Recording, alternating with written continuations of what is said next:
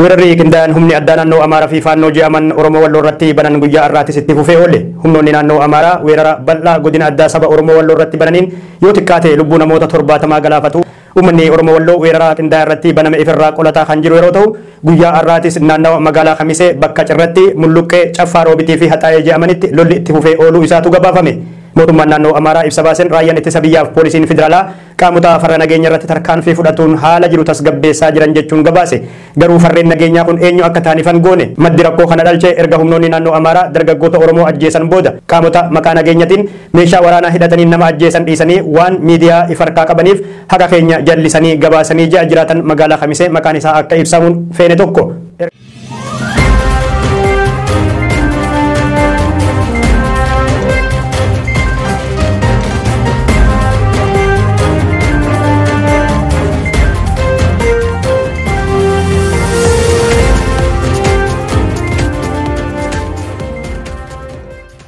Erga torban dabree as humnoonni naannoo Amaaraa Oromoo Walloo aanaa Jillee Dhummuu Garratti haleellaa adda addaa geggeessaa jiru. Akka jiraatan maqaan isaa dhaamuun feene tokko BBS'if yaada laatee himutti lola guyyootaaf adeemsifamee jiru kanaan namoonni 70 lubbuu dhabanii jiru. Erga sanbata dabree humnoonni Amaaraa dargaggoo Oromoo Arbiyyee Abbaa Boruu jedhamu ati abaa'oo shaneeti jedhanii rasaasa itti dhukaasanii ajjeesanii as haalli nageenya naannichaa akka malee hammaate. Lolli jalqaba aanaa Jillee Dhummuugaa bakka Jawwaa haa jedhamutti kan eegalee jiru yeroo ta'u, yeroo ammaa haalan babal'atee lubbuu uummata nagaa galaafataa jira. Humnoonni Amaaraa wasan Qurqurii fi Jillee Dhummuugaa keessatti haleellaa raawwatan cimsanii manneen jireenyaa uummataatis ibiddaan daaressaa jiru. Raayyaan ittisa biyyaa wixata gaddaa galgala naannicha kan dhaqqabe yeroo ta'u, garuu haala jiru tasgabbeessuu hin dandeenye. Inuma bakka takkatti walitti qabamee jiraatan magaalaa Daawwee odeeffannoo BBS'if laate tokko.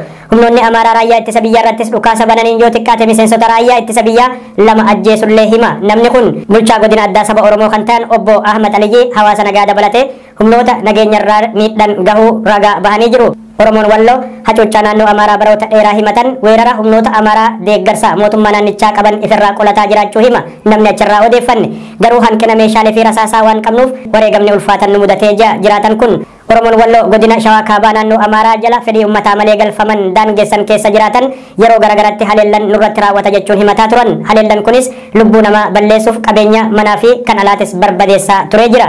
Bulchaan godina addaa saba Oromoo Walloo haalli nageenyaa kan hammaate erga humnoonni Amaaraa dargaggoota 7 bakka Jawwaa jedhamutti ajjeesanii booda akka ta'e BBCtti himanii jiru. San booda uummanni ajjechaa seeraan ala dargaggoota san irratti raawwatetti mufatuun humnoota naannichaatiin walitti bu'uun lolli eegaluudha aangawaan mootummaa kun kan himan. Magaalaa Sanbatee fi wasan Qurqur keessattis haalli nageenyaa yaaddessaadha. Gandeen naannichaa hedduun ammoo humnoota Amaaraatiin ibiddaan gubatanii jiru. Mootummaan naannoo Amaaraa maqaa abaa'oo shanee jedhuun duula waraanaa qindaa'aa kana nurratti banee jiru Oromoonni Walloo garuu qaamonni maqaa kanaan ijaaramee fi naannicha keessa soso'an gonkumaa hin jiru jechuunis himu. Oromoon Walloo qe'ee isaan irratti weeraramuun kun isa duraatii miti. Bara dabre keessas humnoonni Amaaraa fi Afaar weerara bal'aa Oromoo Walloo irratti banuun lubbuu namoota hedduu galaafatuun ni yaadatama. Hospitaalota magaalaa Finfinnee keessatti ogeeyyonni fayyaa afaan Oromoo wallaalurraa kan ka'e dhukkubsattoonni wal'aansa silaa argachuu qaban dhaburraa hanga du'atti geessaa akka jiru gabaafamee jira. Hojjettoonni fayyaa hospitaala magaalaa Finfinnee keessa jiran afaan Amaaraa malee afaan Oromoo waan hin beekneef jecha dogoggora wal'aansaa laataniin du'aaf namoota saaxilaa jiru jedha qorannoon tokko. Dhukkubsattoota kutaalee biyyattii keessaa irra jireessan kan gara Finfinnee dhufanii wallaanaman Oromiyaarraa yeroo ta'u dhalattoota Oromooti. Qorannoon Dr. Toomaas Mokriyaatiin bara 2019 keessa hojjetame amajjii bara 2021 barruu Prime Scholars jedhamurratti maxxanfame hospitaala guddicha Quddus Phaawulositti dhukkubsattoonni harki caalu afaan Oromoo akka dubbatan kan mirkaneessu. Ogeessi fayyaa ispeeshaalistiin ulfaa fi gadaamessaa kan ta'an Dr. Toomaas qorannoo dhukkubsattoota 1466 torbaan tokkotti hospitaala dhufan keessaa dhibbantaan 56.1 afaan Oromoo dubbatu. Isaan keessaa harki 55.4 ammoo afaan Oromoo malee afaan Amaaraa warreen dubbachuu hin dandeenye. Ogeeyyota fayyaa dabalatee hojjettoota tajaajila garaagaraa hospitaalicha keessatti kennan 463 irratti qorannoo kan geggeesse Dr. Toomaas dhibbantaan 91 afaan Amaaraa qofaan waliif galu. Kanneen afaan Oromoo fi afaan Amaaraatiin waliif galuu danda'an ammoo dhibbantaa 8.9 qofa.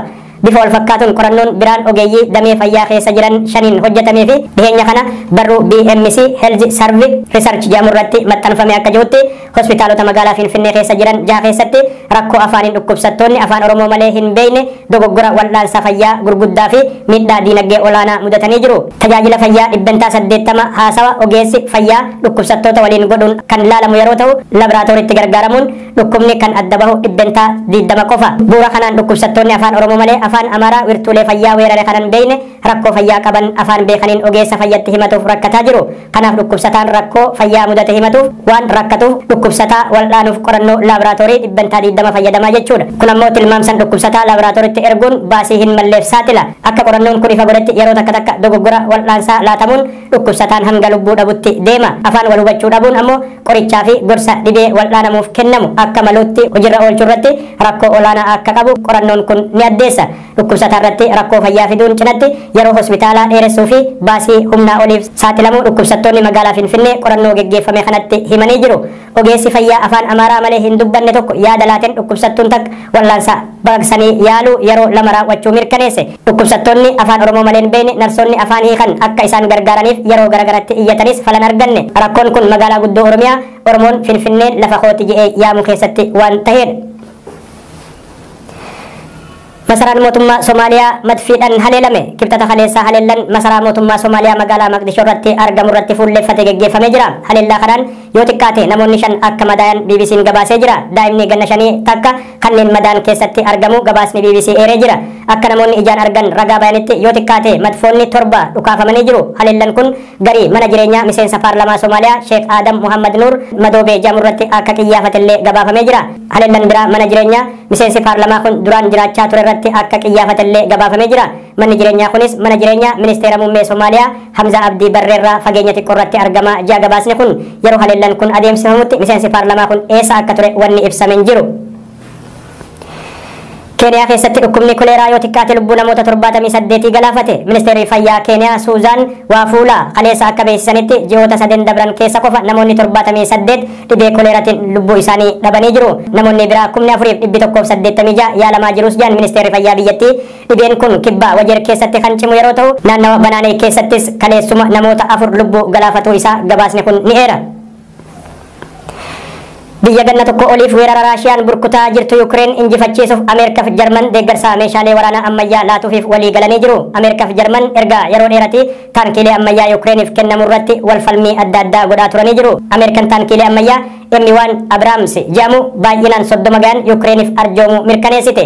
Bifa wal fakkaatuun Jarmanis taankiilee akkaan ammayyaa ta'an Leopard 2 baay'inaan 14 biyya Yuukireen lola Raashiyaa jala jirtuuf kennuuf murteessite. Ameerikatti ambaasaddar Raashiyaa ammoo Yuukireeniif meeshaalee ammayyaa laatuufiin ifatti dubbii barbaaduudha jedhan. Yuukireen ammoo taankiilee ammayyaa kanaan lafa weerara Raashiyaatiin jalaa qabatame deeffatu akka dandeessu beeksifte. Biyyoonni Ameerikaa fi Jarman weerara Raashiyaa kana balaaleffataa Yuukireen karaa maallaqaa fi meeshaalee waraanaa biraatiin gargaaraa turanii jiru. Garuu taankiilee adda waraanatti akkaan barbaachisoo kana dabarsanii Yuukireeniif laatu irratti diddaa isaanii mul'isanii jiru. Ameerikaan taankii ammayyaa Abraams jedhamutti fayyadamuuf leenjii gahaa feesisaa jetti. Akkasuma suphaan isiitis laayyoo miti jechuudhaan if duubatti dubbii harkisaa turte. Jarman ammoo neetoon lola Raashiyaaf Yuukireen keessatti kallattiin hirmaatu sodarraa meeshaalee kana dabarsitee Yuukireeniif kennurraa duubatti harkifatte. Akka Inistituutiin qorannoo tarsimaawaa idil addunyaa jedhutti yoo xiqqaate biyyoonni Awurooppaa 16 fi miseensonni neetoo taankii teknoolojii ammayyaa Jarman Leopard 2 jedhamu ni qabu. Lolli Raashiyaa fi Yuukireen dachii Yuukireen keessatti geggeeffamaa jiru lubbuu lammiilee hedduu galaafatee miliyoonotaan qeef qabeenya isaanirraa buqqise. Kaanis madees lolli biyyoota lameenii kun sadarkaa idil addunyaatti ammoo qaala'insa midhaan nyaataa boba'aa fi zayitaa akka malee ol kaase.